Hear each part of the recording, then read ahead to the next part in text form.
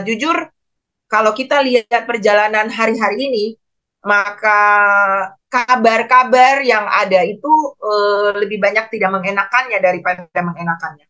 Masalah juga semakin bertubi-tubi ya. Setiap hari hampir saya mendapat di telepon atau di WA tentang berbagai pergumulan dan saya cuma bilang wow, ini benar-benar masa masa pemurnian, ini benar-benar masa di mana kita diuji ya. Alkitab berkata, Daniel berkata, orang-orang percaya diuji, dimurnikan ya, dibersihkan, disucikan. Wow, kita benar-benar menjadi calon-calon mempelai Kristus dan iblis tahu saudara dan saya adalah orang-orang yang sedang dipersiapkan untuk perjalanan akhir hidup kita ini nggak selesai di sini. Nah, makanya saya tuh jadi semakin banyak pengen tahu ya setelah hidup, karena kalau lihat kondisi dunia dengan berbagai kabar-kabar ya, baru saja kita lolos pandemi kemarin, lalu kemudian ada berita-berita yang ada di depan yang semakin tidak menjamin dengan perang yang terjadi di Hamas Israel. Nah, saya semakin banyak pengen tahu gitu ya, Tuhan, ini dunia mau dibawa kemana? Dan saya pikir salah satu tugas saya sebagai hambanya, wow, saya adalah pembawa kabar tentang keadaan dunia yang harus kita siapkan di depan. Kita nggak bisa lari dari berbagai masalah kalaupun itu datang. Tapi tugas saya mempersiapkan umat. Supaya apapun yang terjadi, keadaan dunia mau jadi seperti apapun, saya berharap semua orang yang bisa saya temui, yang bisa mendengarkan apa yang saya mau sampaikan, itu siap. Amin. Saya nggak bisa jaga saudara, saudara juga nggak bisa saling menjaga. Satu-satunya yang bisa jaga kita cuma Tuhan dan firman-Nya. Sebab itu firman-lah yang akan saya mulai lebih banyak membagikannya. Saya akan lebih banyak bisa belajar supaya saya juga bisa mengajar. Sehingga benar-benar kita dipersiapkan apapun yang akan terjadi, kita aman di dalam tangan Tuhan. Amin. Jadi tema saya pagi ini adalah di ujung perjalanan hidup. Mungkin banyak orang yang masih mengajar tentang bagaimana tips-tips menjalani hidup sekarang. Tapi saya mau ngajar saudara tentang tips hari ini untuk hari akan datang ya. Saudara perlu tahu mau dibawa kemana hidup ini, apa akhir yang akan kita hadapi sehingga kita tidak hidup main-main ya Bapak Ibu. Hidup di dunia ini ada ujungnya dan kadang orang berpikir ujungnya di kuburan. Saya kalau pimpin ibadah pemakaman saya tidak suka perkataan yang berkata begini, kita akan membawa jenazah ini ke tempat peristirahatan terakhir. Enggak. Saya bilang tempat peristirahatan sementara. Kalau itu orang percaya. Kuburan itu bukan terakhir. Ya. Jadi akhir hidup saudara bukan di kuburan. Benar. Tapi akan bermuara di dalam kehidupan kekal sesudah kematian itu. Ya. Ini kita perlu tahu sehingga hidup yang kita jalani ini tidak main-main. Karena kita tahu akhir hidup kita ini ada hidup yang baru. Dan hidup itu kekal. Ya. Hidup sekarang ini sementara Bapak Ibu ya. Hidup ini mau 20, 30, 50, 70, mama saya 94 tahun, ya, itu hidup yang sementara.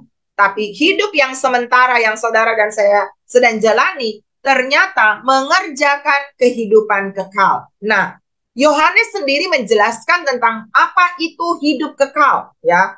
Ternyata di akhir perjalanan kita ini ada sebuah yang namanya hidup kekal, ya. Dan Yohanes menjelaskannya. Hidup kekal menurut Yohanes ada di dalam Yohanes 17 ayatnya yang ketiga. Mari kita lihat.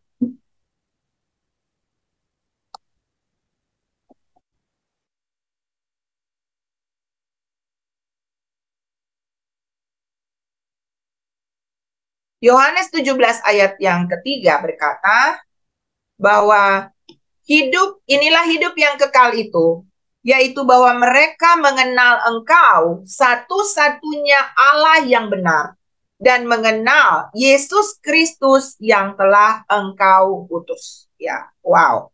Jadi ternyata hidup yang kekal itu adalah kita mengenal Tuhan, Bapak Ibu. Ya, makanya Yesus berkata, "Akulah jalan kebenaran dan hidup.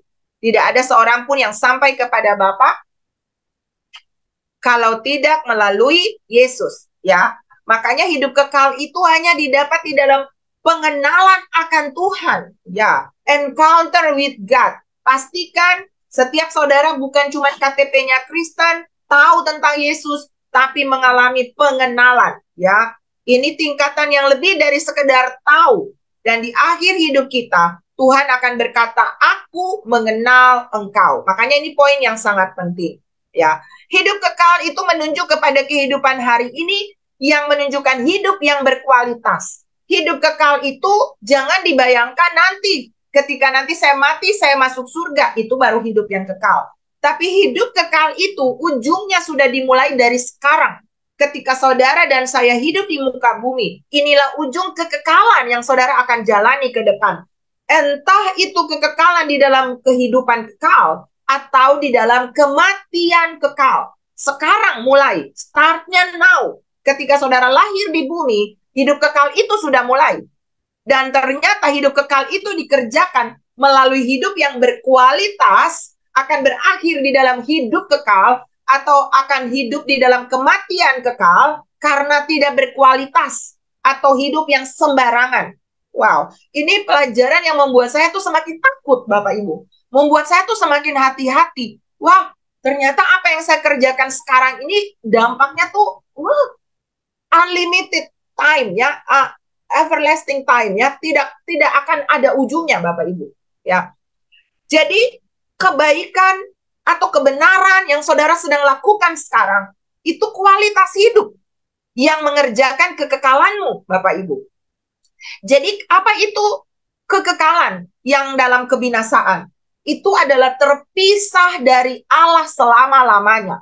Itulah sebabnya tadi Yohanes bilang, hidup kekal itu adalah mengenal Tuhan.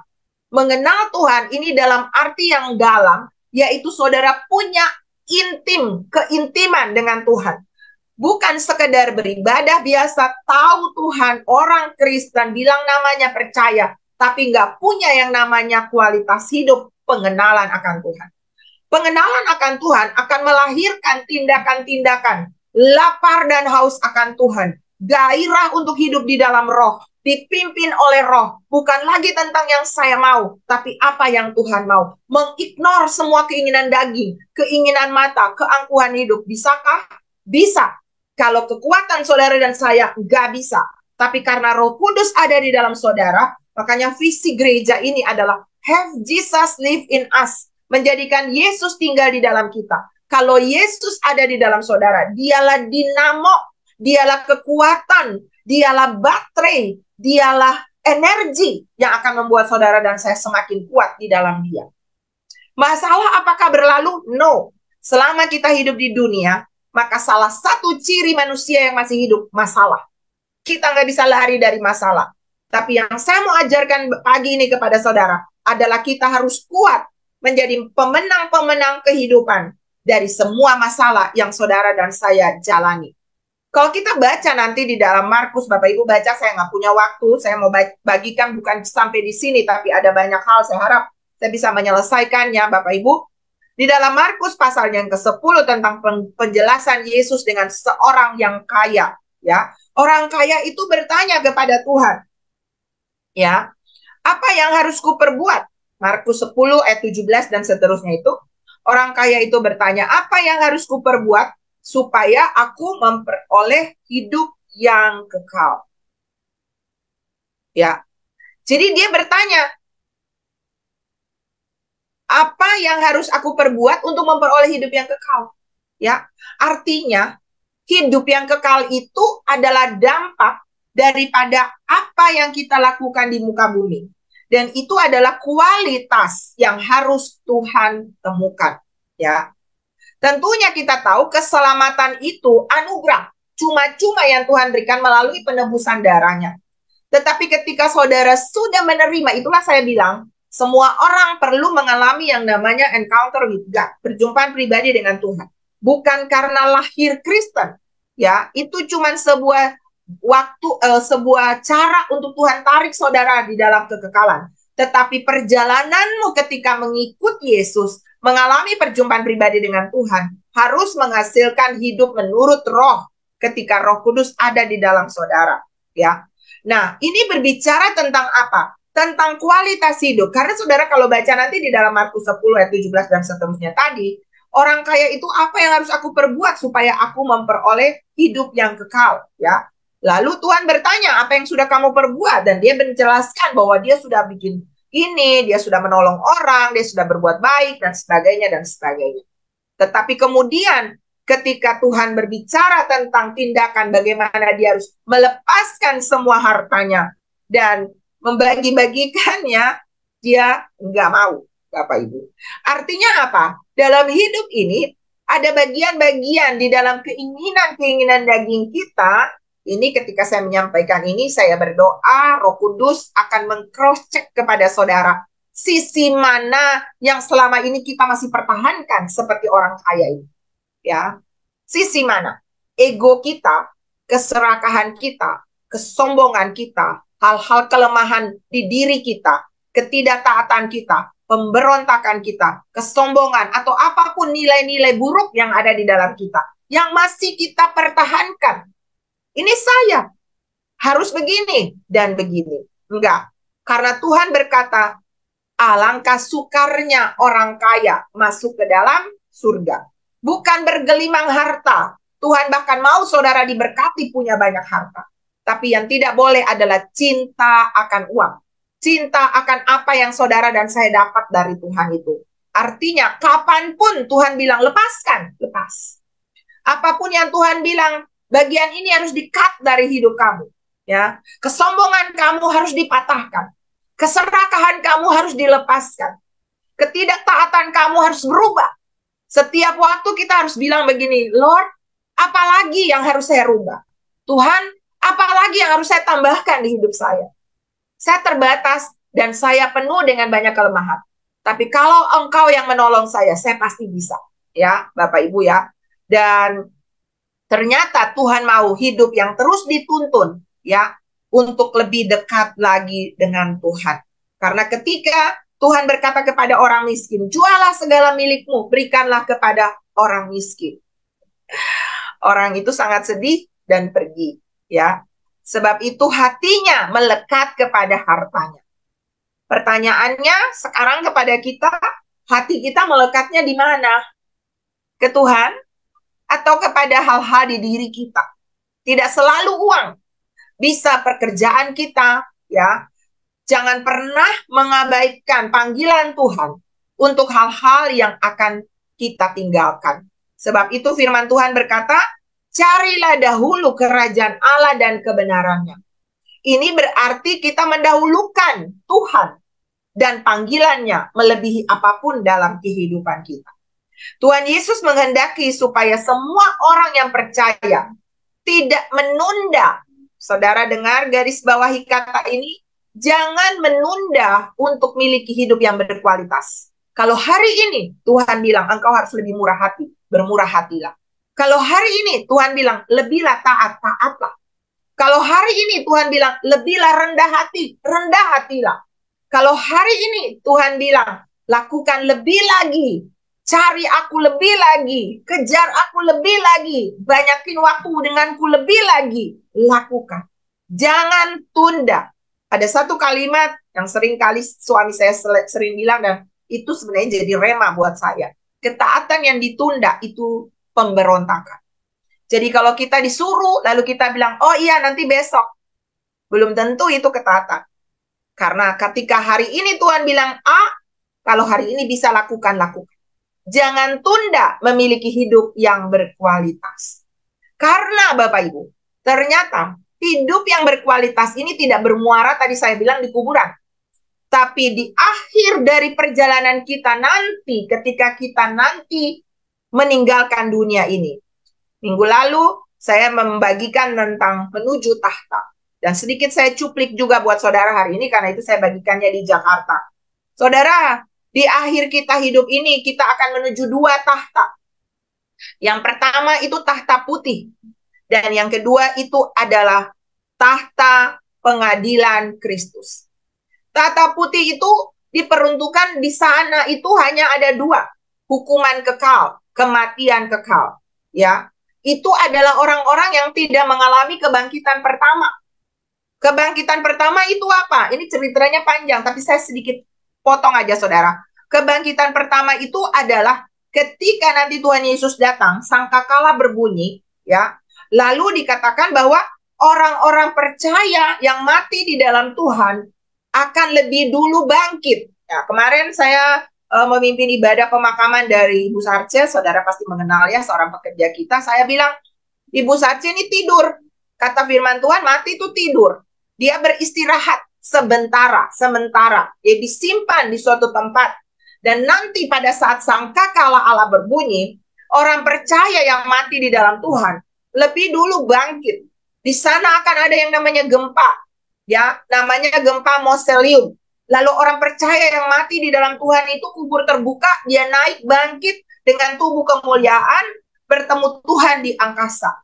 Setelah itu, kita yang masih hidup, ya, saudara dan saya akan mengalami kebangkitan. Kita naik yang orang sebut rapture. Rapture itu seperti ditarik, diselamatkan, diungsikan dari keadaan dunia yang akan ada di depan mata. Akan ada perang. Kalau nanti perang Israel ini saudara lihat, bangsa-bangsa dari Rusia, bangsa utara, ya, jajahan-jajahan Rusia yang tantan, Uzbekistan apa dan sebagainya itu mulai bangkit menyerang Israel. Bangsa-bangsa dari timur dan barat, China dan sebagainya datang menyerang Israel.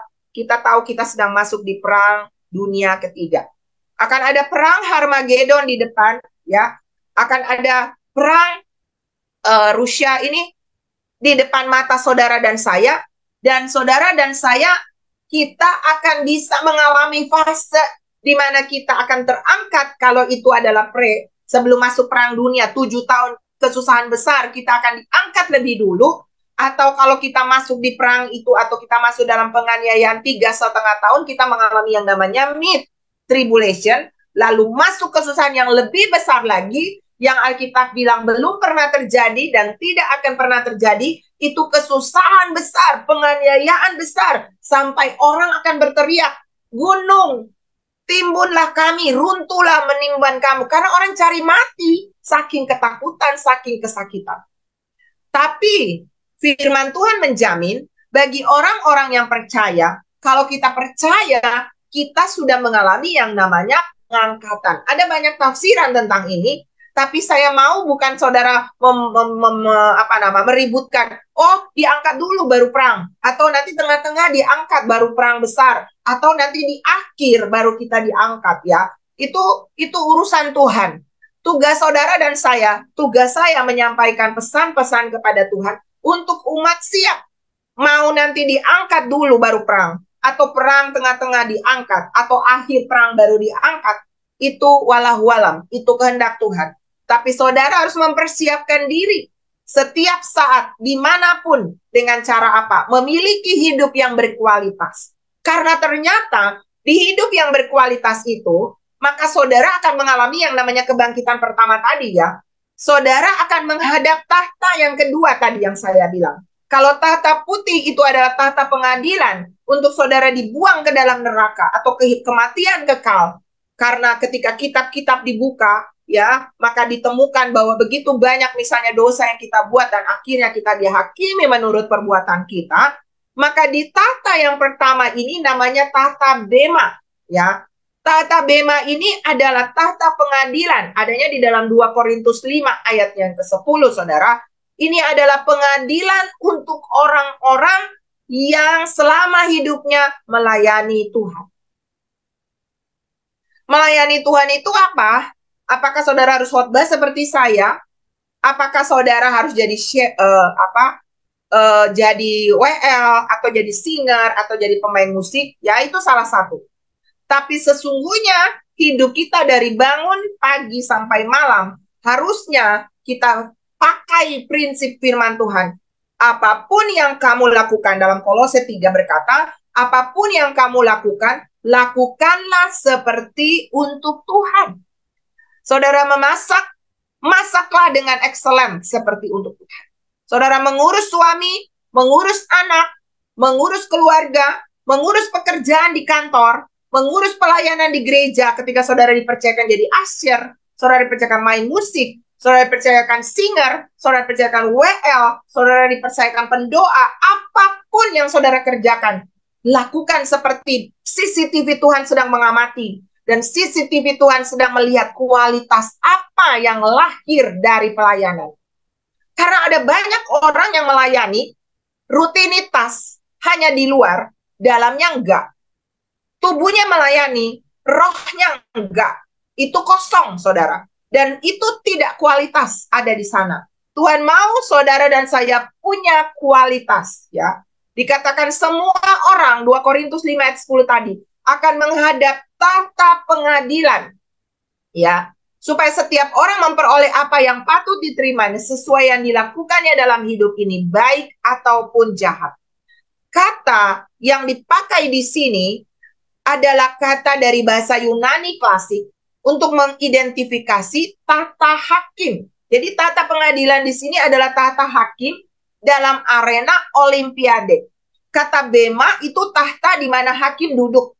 Bukan untuk menghukum peserta, tetapi untuk apa? Memberikan hadiah bagi pemenang. Wow, keren kan Bapak Ibu? Nah, setiap orang Kristen yang mengalami kebangkitan pertama tadi, ya, atau yang rapture, akan menghadap tahta bema. Apakah saudara merindukannya? Saudara merindukan ada di tahta itu? Bapak Ibu? Saudara bilang, saya mau ada di sana. Bapak Ibu yang ada di Zoom, boleh tulis di kolom komentar, saya mau ada di sana. Di hadapan tahta bema ini. Dan di hadapan tahta inilah kita akan menerima hadiah. Ya, Tuhan akan memberikan hadiah sesuai dengan kualitas pekerjaan. Dan ternyata penilaian kualitas pekerjaan ditentukan dari mana? Nomor 1, hati. Makanya sering kalau saudara lihat di kaos-kaos orang-orang yang bekerja, di kita punya orang-orang pekerja full time juga ada kaos yang ditulis apa? Melayani dengan hati. Ya, itu artinya bukan hati keluar lalu hati pergi membersihkan, bukan. Tapi tangan yang melakukan ditunjang oleh hati, ya. Bicara kepada orang ditunjang dari hati. Jadi bukan kata-kata kosong. Tuhan memberkati, padahal dalam hati lagi benci. Itu kosong, saudara. Tapi yang Tuhan mau adalah Tuhan memberkati betul-betul dari hati yang tulus, pengen orang itu diberkati. Itu yang namanya nilai hati. Saudara melakukan sesuatu, saudara salaman dengan orang, menjadi asyir di depan. Saudara berdoa, saudara pimpin pujian, saudara memain musik. Lakukan dengan semua kemampuanmu, dengan semua talentamu, dengan semua hati. Ya, Alkitab bilang, kasihilah Tuhan Allahmu dengan segenap hatimu, dan kasihilah sesamamu seperti dirimu sendiri. Jadi kalau kita bilang kita mengasihi Tuhan, jangan setengah-setengah hati. Ya, yang penting saya lakukan tugas saya, yang penting saya main musik, yang penting saya pimpin pujian, yang penting saya singer, yang penting saya asyir, yang penting saya multimedia, yang penting saya kamera, yang penting selesai. Itu namanya asal. Ya, dan itu nggak ada kualitas. Tuhan mau ada bobot.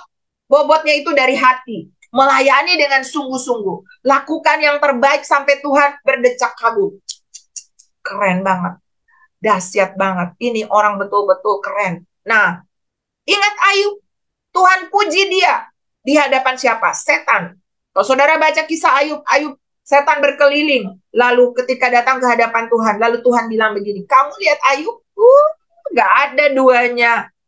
Lalu Tuhan bilang, lalu akhirnya Tuhan puji dia, nggak ada duanya. Lalu setan bilang, iya, karena dia diberkati, karena engkau lindungi dia.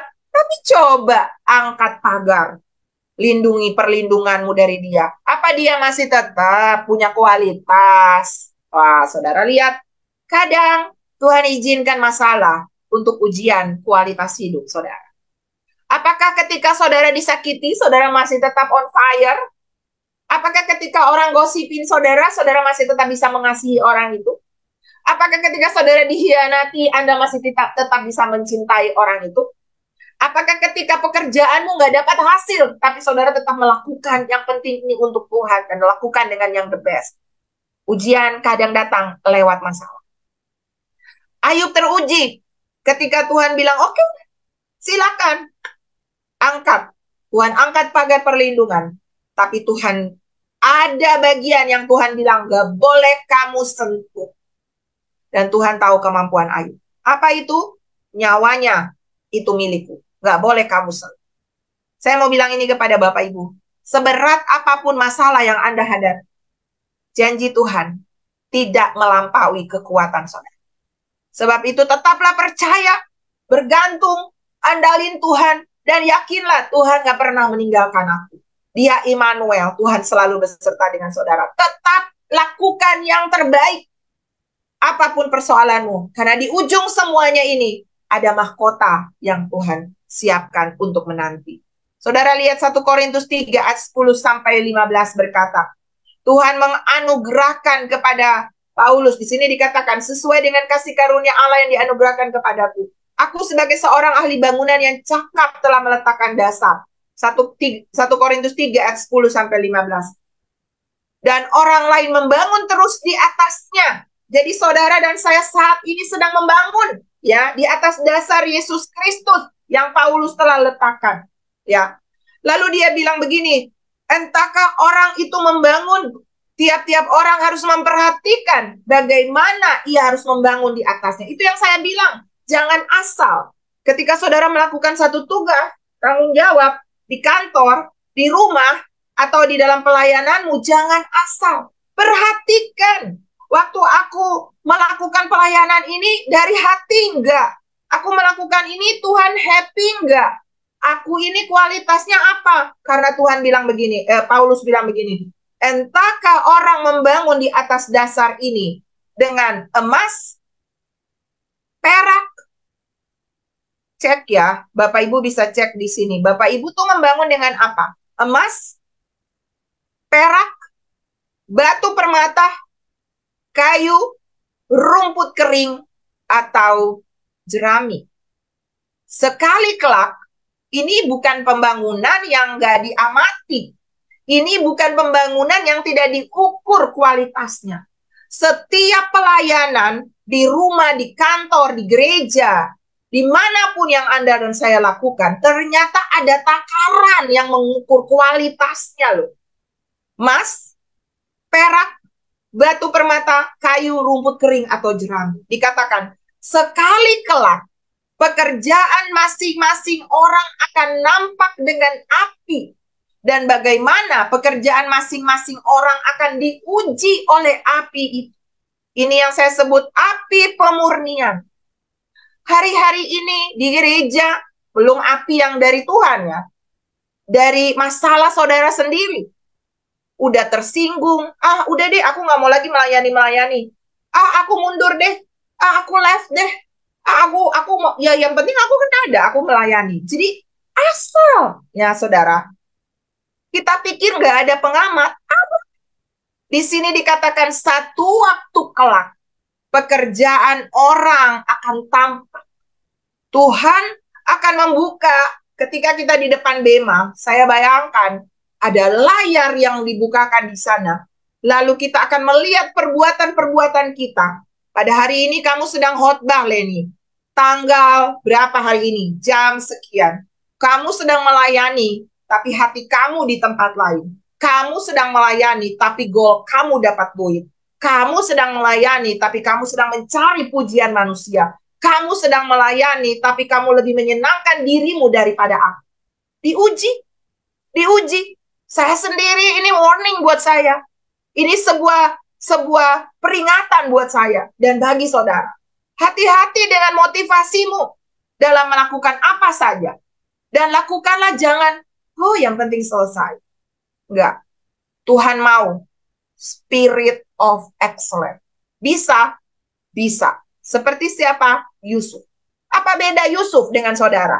Apa beda Daniel dengan saudara? Mereka punya spirit of excellence. Kenapa bisa? Karena mereka punya waktu-waktu pribadi dengan Tuhan. Keintiman dengan Tuhan. Itulah saya bilang, hidup kekal dimulai dari Anda dan saya mengenal Tuhan. Dan encounter with God akan merubah seluruh kehidupan saudara. Dulu saya melayani asal. Dulu saya melakukan tugas asal. Tapi hari ini saya mau berubah. Dan saya mau bilang buat saudara, jangan tunda. Jangan tunda.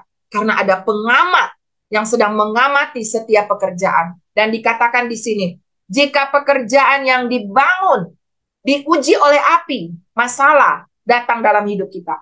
Ketika pekerjaan yang dibangun seseorang tahan uji, ia akan mendapat upah.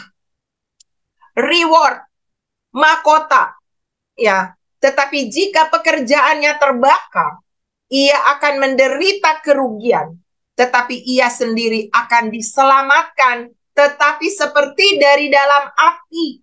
Saudara, program 1000 tahun damai ada di depan. Program kerajaan surga ada di depan. Kadang saya tuh iseng bayang-bayangin, Tuhan, kalau di surga kayak apa ya? Kerajaan 1000 tahun damai itu kayak apa ya? Wow, kita semua akan ada di dalam sebuah pemerintahan 1000 tahun damai. Gak ada iblis di sana, dia dikurung kan, saudara? Dan mungkin saja orang-orang yang di Bema ini yang dapat mahkota, saudara bisa dikasih tanggung jawab. Alkitab berkata, kamu akan menerima tanggung jawab sesuai dengan kualitas hidup kamu.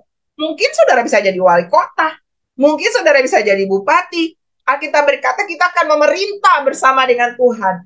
Saya ya nggak terlalu berlebihan ya. Tapi dalam hati saya bilang, Tuhan, aku mau jadi orang penting di sana. Aku mau jadi orang biasa. Udah di Indonesia aku nggak jadi presiden, aku nggak jadi menteri. Aku mau di kerajaan 1000 tahun damai. Lalu kalau punya bayangan itu kan jadi mendrive hidup kita, memberi semangat. Apalagi ya? Apalagi ya? Aku mau bikin apa lagi ya untuk Tuhan. Dan Tuhan menghargai semuanya. Kelihatannya kecil. Kadang-kadang kita lakukan hal-hal kecil. Ada seorang yang mengalami near death experience, saudara pernah dengar ya? Dan dia melihat rumah-rumah tuh ada yang besar di surga. Tapi ada yang seperti kandang ayam. Surga, tapi tinggal di kandang ayam. Ada yang bahkan nggak punya rumah di sana. Ya. Lalu dia melihat ada rumahnya yang sudah mulai jadi, tapi belum selesai. Dan ketika dia masuk di satu kamarnya, dia lihat ada lencana di sana. Wow, ada lencana di kamarnya dia. Rumahnya belum selesai. Tuhan suruh dia kembali, akhirnya dia bangkit kan, dan jadi dicerita. Lalu dia bilang, kapan dia dapat lencana ini? Lalu malaikat jelaskan, ketika satu waktu di musim dingin, bukan ketika dia ini sudah hamba Tuhan besar, saudara. Dia sudah punya sekolah, dia sudah punya yayasan, tapi rumahnya itu masih kecil. Lalu dia justru lihat lencana itu dan dia tanya, ini kapan? Apakah waktu dia bikin KKR besar? Atau waktu dia melayani di suatu tempat yang spektakuler gitu? Enggak. Kapan? Ketika waktu dia masih muda dan ketika dia pulang tengah malam, di pinggir jalan, dia melihat seorang kakek tua yang duduk kedinginan, lalu dia buka jaketnya, dia sendiri kedinginan, tapi dia buka jaketnya, dia pakaikan kepada bapak tua yang di pinggir jalan itu. Dan kakek bapak itu dihangatkan oleh jaketnya itu. Ternyata hal kecil yang dia lakukan, itu bunyinya boom di surga. Itu lencana buat dia. Apa yang saudara dan saya lakukan, jangan ukur dari pelayanan yang dilihat banyak orang. Dari pelayanan yang kelihatan wow besar, jangan. Tapi bagaimana kualitas hatimu ketika melakukan itu? Apakah rumput kering yang mudah terbakar, mudah tersinggung, mudah marah, mudah mundur dari Tuhan asal-asalan? Ataukah dari emas atau permata yang tahan uji? Apapun yang terjadi, satu waktu nanti kita akan menghadap tahta Bema ini. Dan ketika saudara dan saya ada di sana, apa yang saudara dan saya lakukan? Kualitas-kualitas hidup yang kita bangun di bumi ini, ya, kita tahu siapa kita di hadapan Tuhan. Lakukan dengan tanggung jawab yang penuh, ya, sampai kita mencapai yang namanya finishing well. Maka akhir kehidupan kita akan ada di dalam kekekalan, bukan menderita kekal, tapi keselamatan, sukacita, damai sejahtera kekal. Mari Bapak Ibu, jangan buang-buang waktu. Jangan tunda sampai besok. Alkitab berkata, kalau hari ini masih dikatakan, hari ini, lakukan yang terbaik untuk Tuhan. Mungkin saudara pikir, aku bukan pendeta, aku bukan seorang yang bisa melayani orang lain. Senyumanmu, kata-kata semangatmu, kehadiranmu, ketaatanmu, kadang-kadang mungkin seseorang mengirim sesuatu, dan saudara menjawabnya mungkin dengan tanda hati, atau saudara bilang yes, atau saudara bilang amin. Ya, saya sering mengirim renungan, saya sering mengirim kata-kata firman yang menguatkan. Tapi nggak semua orang membalasnya. Nggak apa-apa, justru lebih bagus nanti Tuhan yang membalas. Tapi jangan anggap sepele ketika Anda berkata amin. Anda sedang mendorong orang itu untuk lakukan lagi, lakukan lagi. Walaupun tanpa amin pun orang itu sebenarnya itu ujian juga. Untuk dia tetap melakukan, apakah stabil, konstan, kalau diakui atau tidak, itu kan ujian hati juga. Contohnya seperti saya. Bertahun-tahun saya lakukan, tidak semua orang amin. Tidak semua orang kasih jempol, tidak semua orang bilang yes. Tapi ketika Tuhan uji hati, tetap lakukan. Ketika Anda melakukan sesuatu di tempat pekerjaanmu, orang nggak hargain. Orang bahkan bilang sok suci. Orang bahkan bilang sok rajin. Tapi Anda tetap melakukannya. Maka itulah kualitas. Itulah mahkotamu. Dan saudara, ini pernah diajarkan, sudah berkali-kali diajarkan, bahwa di Bema itu ada 5 mahkota. Saudara mau dapat? Mau dapat? Ini mahkotanya. Yang pertama, mahkota abadi. 1 Korintus 9 ayat 25.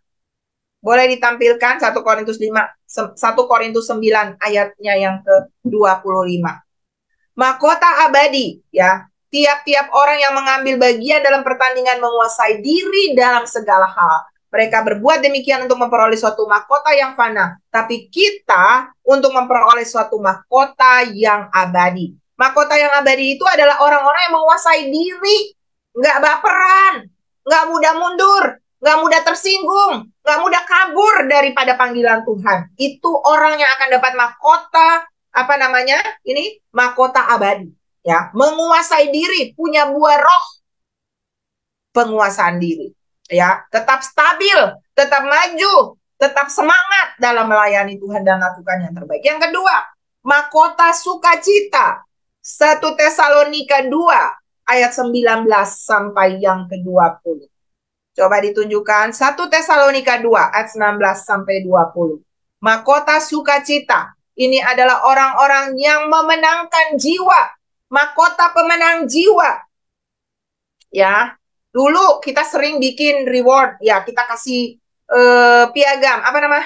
Piala kepada pekerja pemenang jiwa. Ya, sebenarnya saya berpikir, ya setelah pandemi saya berpikir kayaknya perlu bikin lagi, ya. Ada orang yang pernah menjadi pemenang jiwa. Kalau nggak salah ada ya, Pak Stefanus. Oh, Pak Stefanus terbaik ya, pekerja terbaik. Tapi ada orang-orang yang pemenang jiwa terbaik, ya terbanyak dikasih piala, ya. Saya percaya itu hati Tuhan juga, ya. Sebuah reward yang bisa diterima. Mahkota pemenang jiwa. Sebab siapakah pengharapan kami atau sukacita kami atau mahkota kemegahan kami di hadapan Yesus Tuhan kita pada waktu kedatangannya, kalau bukan kamu. Jadi saudara itu adalah mahkota saya. Saudara juga bisa cari mahkota satu dengan yang lain, dengan mengajak jiwa, dengan memenangkan jiwa. Saudara selamatkan keluargamu. Jangan hidup untuk diri sendiri. Yang penting aku selamat. Ada banyak keluargamu yang belum selamat. Saudara cari, saudara capai. Nah, kita akan ada Natal kan? Di Jakarta tanggal 16, di Makassar tanggal 20. Jangan pikir datang sendiri. Pikirlah untuk bagaimana ya aku ajak 10 orang. Aku ajak keluargaku. Aku ajak tetanggaku. Mulai doakan dari sekarang. Catat namanya, lalu pada saat acara Natal, saudara ajak, saudara sewa mobil, ya. Kalau saudara nggak bisa bilang sama gereja, kalau nggak, saudara sendiri mau bayar harga. Aku mau bawa mahkotaku sendiri. Nah, saudara bawa jiwa-jiwa datang. Itulah mahkota sukacita yang akan saudara terima. Yang ketiga, mahkota kemuliaan. Siapa yang akan terima ini? Para gembala. 1 Petrus 5 ayat 2-5. Pada waktu Tuhan Yesus datang, Tuhan Yesus akan memberikan mahkota kepada para gembala. Menggembalakan itu kalau ingin memilih nggak enak. Ya, harus selalu jadi pihak yang mengerti, harus selalu menerima, harus selalu mensupport, kadang-kadang harus lupa dengan masalahnya sendiri dan mikir masalah orang lain. Dan seperti itu, saudara. Tetapi ternyata ketika kita tahu bahwa di balik semua tanggung jawab yang Tuhan berikan, ini privilege ternyata untuk dapat sebuah mahkota, itu akan membuat kita semangat. Dikatakan di sini, gembalakanlah kawanan domba Allah yang ada padamu. Jangan dengan paksa, tetapi dengan sukarela sesuai dengan kehendak Allah. Dan jangan karena mau mencari keuntungan, tapi dengan pengabdian diri, Maka kalau Tuhan nanti datang, ayat selanjutnya berkata, ayat selanjutnya boleh dilanjut. Janganlah seolah-olah kamu mau memerintah atas mereka yang dipercaya kepadamu, tapi hendaklah kamu menjadi teladan bagi kawanan dombamu itu. Ayatnya yang keempat, dan nanti ketika maka kamu apabila gembala agung datang, kamu akan menerima mahkota kemuliaan yang tidak dapat layu. Saya berdoa ketika saudara dengar ini, banyak di antara saudara yang mau menerima panggilan jadi gembala. Entah gembala family cell, entah gembala di rumahmu, entah gembala di komunitas saudara, di kantor, atau apapun. Saudara menjadi gembala itu nggak harus dibilang Bapak Gembala, Ibu Gembala, tidak. Ketika saudara bisa mengayomi, saudara bisa mendorong orang, saudara bisa menarik mereka lebih dekat, saudara bisa memuridkan dia untuk menjadi itu, Anda udah jadi punya profesi sebagai seorang gembala. Dan ketika gembala agung datang, ada mahkota loh yang Tuhan siapkan, kemuliaan namanya, yang tidak dapat layu. Presiden bisa lengser, bupati bisa lengser, raja bisa lengser, tapi namanya orang yang menjadi gembala yang menerima mahkota ini gak bisa layu. Dan yang berikut adalah mahkota kebenaran yang keempat. 2 Timotius 4 ayat yang ke-8. 2 Timotius 4 ayat 8.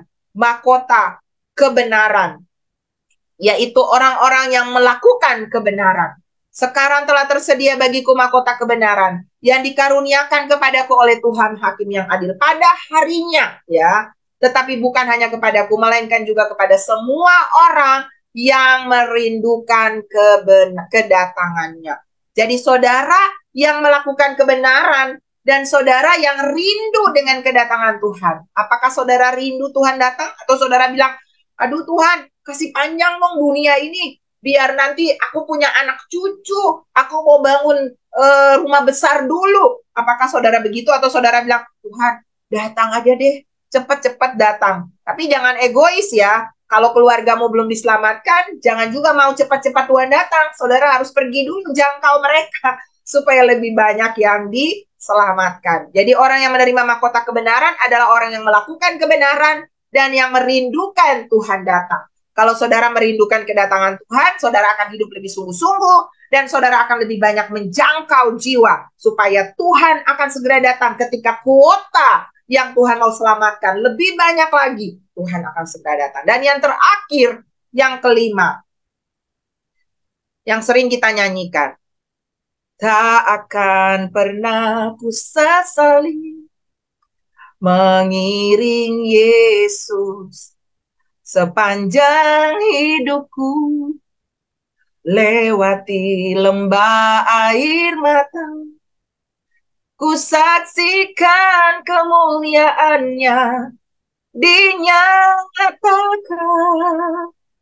Berapapun harga yang harus ku bayar, ku kan tetap setia melayani, mengasihimu, mengiringmu seumur hidupku.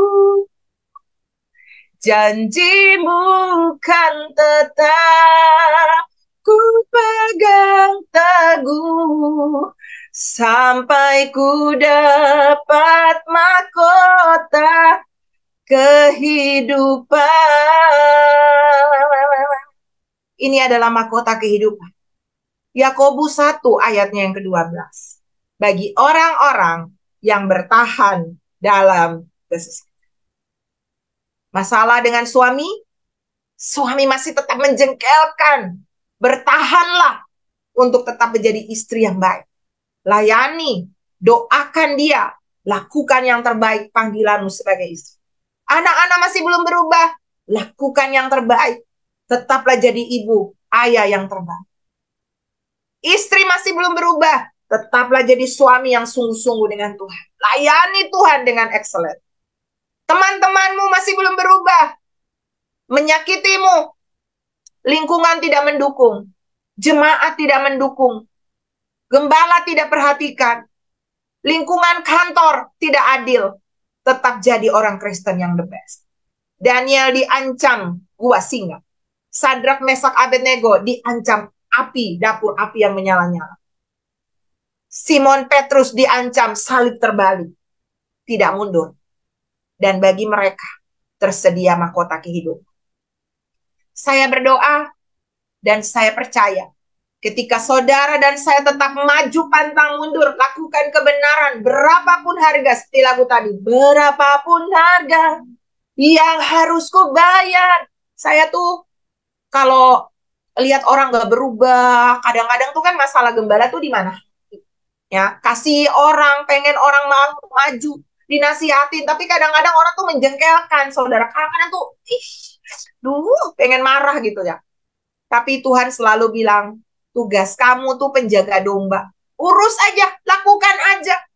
Bagian mereka berubah, itu bagian aku. Udah, kalau kayak gitu udah. Tuhan terima kasih. Tetap berdoa, tetap semangati, tetap melayani dengan hati yang tulus, tanpa paksaan, dengan sukacita, maka Tuhanlah yang akan membalas. Bagian saya dan saudara tidak perlu melihat perubahan itu, tapi izinkan Tuhan yang merubahnya.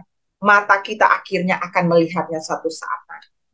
Mari para pemusik maju ke depan. Dan pagi ini, mungkin di antara saudara ada banyak hal yang menyakiti hatimu. Saya ketika mengalami kesesakan, saya saya ingat pernah satu waktu Ibu Yoma berkhotbah tentang jemaat di Filipi, ya, yang selalu ditulis bersukacitalah, bersukacitalah, bersukacitalah, padahal mereka itu ada di dalam penganiayaan. Lalu saya bayangkan, Tuhan, penganiayaan saya ini baru di hati, jengkel, marah, saya belum dianiaya seperti Tuhan Yesus, berdarah-darah, harus dipukul, dicambuk, dianiaya, sampai mengalami yang namanya pendarahan di dalam kulit. Karena apa? Stres, tertekan. Saya ini masih baik-baik saja. Masih nikmati hidup saudara, masih perjuanganmu belum menderita-menderita banget kan? Jangan baper deh. Jangan terlalu mudah mundur. Jangan terlalu lemah, lalu menyerah dengan keadaanmu. Belum apa-apa. Belum seperti Yesus. Jadikan Yesus, Alkitab berkata, dalam penderitaan kamu, kamu belum sampai mencucurkan darah. Sebab itu kalau saudara dan saya masih baik-baik, masih cuma masalah hati, masalah miskomunikasi, udah deh. Ignore, cuekin itu. Lakukan yang terbaik. Aku gak peduli dengan reaksi orang di sekelilingku. Karena aku sedang melakukannya untuk Tuhan. Aku gak mau peduli dengan reaksi suami, istri, anak-anak, teman-temanku. Ini bagian mahkotaku sendiri. Dan saya percaya, kalau saudara punya pandangan ini, di ending perjalanan hidupmu, saudara akan menerima mahkota kemuliaan. Mari Bapak Ibu yang bilang, aku butuh kekuatan untuk saya punya kehidupan kekal di ujung perjalanan saya. Bukan kematian kekal, tapi hidup kekal. Dan saya mau menghadap bema, bukan sebagai orang yang seperti ditarik dari dalam api. Selamat sih selamat, ya. Di bema itu orang-orang yang di dalam bema itu pasti selamat, tapi nggak dapat apa-apa. Kalau itu misalnya satu negara yang akan Tuhan bangun 1000 tahun damai, maka orang-orang ini mungkin tinggal di pedalaman, mungkin di dalam hutan-hutan sana. Tapi orang-orang yang menerima mahkota, yang menerima reward, akan tinggal di pusat kerajaannya, memerintah bersama dengan Yesus, menerima semua fasilitas dari Tuhan. Bapak Ibu, kalau Anda mau ada di sana, angkat tangan saudara, saudara yang ada di onsite, saudara yang ada di Zoom, saudara yang ada di Facebook. Saudara bisa open kameramu, angkat tangan saudara, dan saya mau berdoa kepada saudara. Saya mau minta Tuhan impartasi kuasa dan kekuatan untuk anak-anakmu yang sedang ada di dalam pergumulan-pergumulan hidup. Yang saat ini mungkin ada saat mereka sepertinya mau menyerah dengan keadaan ini. Tapi saya mau berdoa kepada Bapak Ibu. Tuhan, Engkau lihat anak-anakmu Tuhan. Mereka yang mengangkat tangan. Mereka yang ada di Zoom. Mereka yang ada di onsite di gereja. Tuhan yang ada di Facebook, YouTube. Engkau tahu kami Tuhan. Engkau kenal kami Tuhan. Inilah orang-orang yang mau punya kualitas hidup. Inilah orang-orang yang mau hidup di dalam kebenaran. Kami nggak mau neko-neko. Karena kami tahu di akhir perjalanan hidup kami punya kepastian di dalam hidup kekal. Bukan cuma hidup kekal sebagai rakyat biasa, tapi kami mau menjadi orang-orang yang memerintah bersama dengan Engkau. 5 mahkota yang tadi hambamu sudah bagikan, minimal salah satunya kami akan terima. Dan aku berdoa dalam nama Yesus, anugerah, kekuatan yang Tuhan berikan kepada Daniel, kepada Sadrak, Mesak, Abednego, kepada Yusuf, untuk bertahan di dalam pencobaan, untuk tetap kuat, kepada rasul-rasul, untuk tetap maju memberitakan firman, sekalipun aniaya jaminannya, seperti Yesus yang siap dipaku di kayu salib, untuk menyelamatkan isi dunia. Maka kami mau tetap melakukan hal yang sama. Roh Kudus bantu kami. Kami mau kuat di dalam iman, terus maju dan terus maju. Anugerah Tuhan turun bagi setiap anak-anakmu dalam nama Yesus. Dan saudara buka hati, saudara terima sesuai dengan firman-Mu, bahwa matamu sedang mencari, engkau sedang menjelajah ke seluruh bumi, mencari orang-orang yang bersungguh-sungguh hati terhadap engkau. Temukan kami di sini Tuhan. Kami mungkin tidak banyak, tetapi kami adalah orang-orang yang Kau pilih. Kami orang-orang yang telah Engkau tetapkan. Dan Engkaulah yang akan mencatat nama-nama kami untuk mengimpartasi kekuatan-Mu bagi kami. Sehingga kami akan terus maju di dalam Engkau. Terus berdiri dan punya kualitas hidup yang lebih lagi. Kami nggak mau tunggu besok. Tapi mulai hari ini, kualitas hidup kami akan di-upgrade untuk menjadi lebih dan lebih lagi. Sehingga hidup kami menyenangkan hati Tuhan.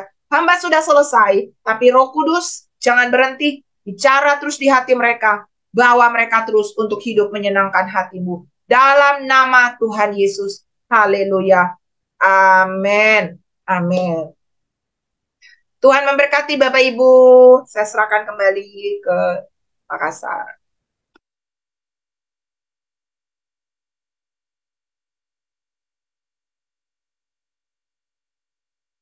Dalam doa bersama-sama. Shalom Bapak Ibu, saya percaya setiap firman yang telah ditaburkan akan memberkati kita ya. Mari kita saatnya memberi persembahan bagi Tuhan. Mari kita beri yang terbaik. Mari kita Tuhan, terima kasih Bapak atas segala penyertaan-Mu. Terima kasih atas segala apa yang Kau berikan kepada kami. Kami mengucap syukur Bapak bahwa Engkau akan selalu menyertai hidup kami dan memberikan kami hikmat Bapak agar kami selalu kuat di dalam Tuhan, mempersiapkan hari-hari kami untuk menyenangkan Tuhan dalam hidup. Biarlah Tuhan Engkau akan selalu memberikan kami kekuatan yang baru menghadapi segala tantangan hidup ini Tuhan. Kami tetap bekerja untuk-Mu Tuhan, menyenangkan hati-Mu Tuhan.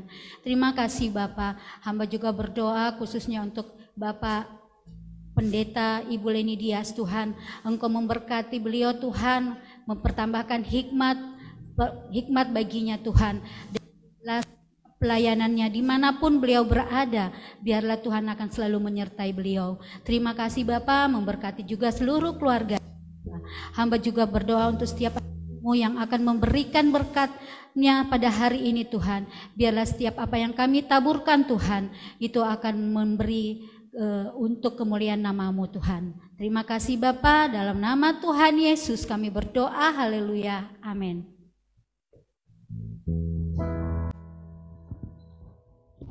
Kau kekuatanku, penopang hidupku, panji keselamatan.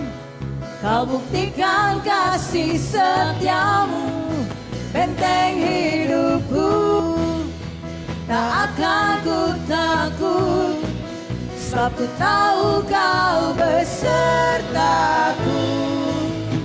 Yesus, jaminan hidupku. Kau kekuatanku, penopang hidupku, panji keselamatan. Kau buktikan kasih setiamu, benteng hidupku. Tak akan ku takut, sebab ku tahu Kau besertaku.